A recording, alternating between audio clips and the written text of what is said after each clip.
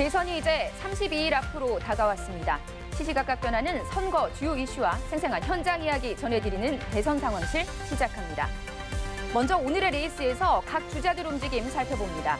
더불어민주당 이재명 후보는 민생 행보에 박차를 가하고 있습니다. 국민의힘은 오늘 최종 경선 투표를 마감합니다. 어제 사퇴한 한덕수 총리는 공식 출마 선언을 했습니다.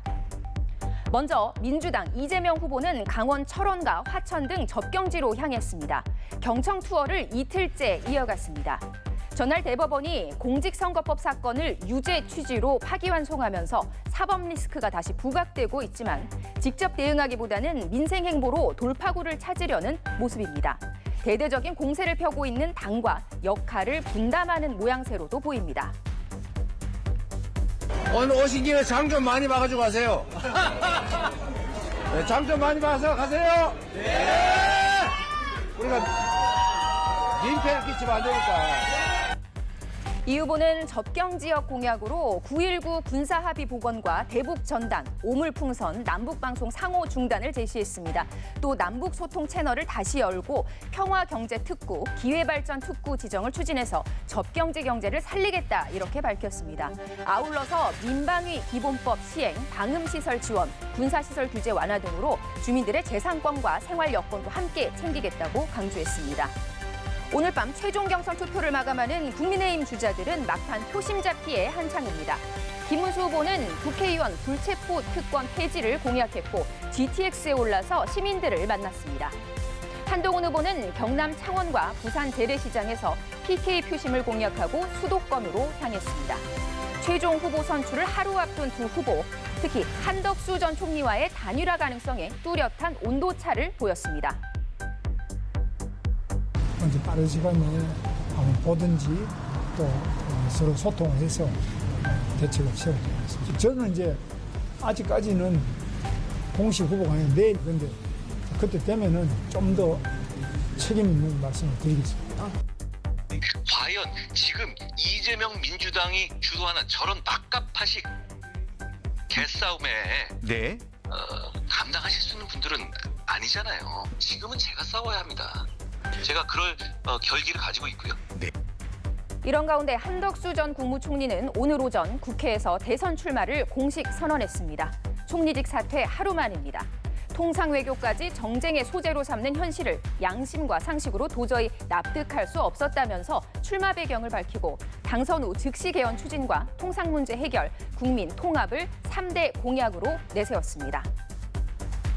우리 국민의 선택을 받도록 전력을 다하겠습니다. 3년 차에 새로운 헌법에 따라 총선과 대선을 실시한 뒤 곧바로 직을 내려놓겠습니다. 이어 무소속 신분으로 예비후보 등록을 한 뒤 서울 쪽방촌을 방문했습니다. 첫 지방 일정으로는 광주를 택했습니다. 잠시 후 5.18 국립묘지를 참배하고 광주 지역 주민과 간담회도 할 예정입니다.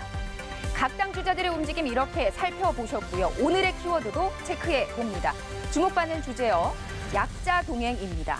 한덕수 전 총리는 오늘 출마 선언을 하면서 국민 통합, 약자 동행을 강조했습니다.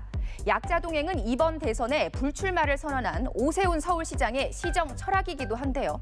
실제로 오늘 쪽방촌 방문에 오 시장이 함께했고 오찬도 같이 했습니다. 오 시장이 이번 대선에서 빅텐트 가교 역할을 할지 주목하는 시각이 많습니다. 사실 약자 동행 키워드는 20대 대선 당시 윤석열 전 대통령을 떠올리게도 합니다. 당시 국민의힘이 선대위 1호 공약으로 내세웠던 약자와의 동행과 닮아 있어서입니다. 윤 전 대통령도 당시의 첫 일정으로 범죄 피해자들을 만나서 약자 보호를 강조했습니다. 한 전 총리의 약자 동행 의제, 보수 진영의 통합과 중도 확장을 동시에 노린 전략으로 해석됩니다. 한 전 총리와 단일화 가능성이 거론되는 국민의힘 후보들도 약자 보호를 앞세우고 있습니다.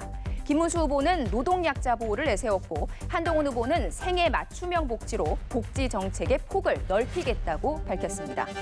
반면에 민주당 이재명 후보는 이번 대선에서 경제 회복과 성장, 실용주의에 무게를 두고 있습니다.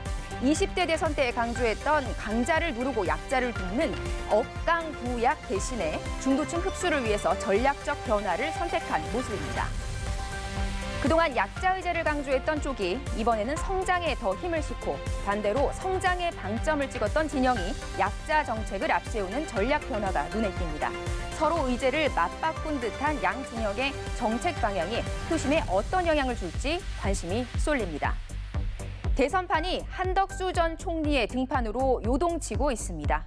국민의힘 최종 후보 선출과 함께 단일화 논의에도 불이 붙을 전망입니다. 민주당의 이재명 후보는 사법 리스크를 민생 행보로 정면 돌파하고 있습니다. 각 진영의 전략과 셈법 경쟁이 더욱 치열해지는 분위기입니다. 대선을 32일 앞둔 정치권 상황, 오늘 여기까지 짚어보겠습니다. 대선 상황실이었습니다.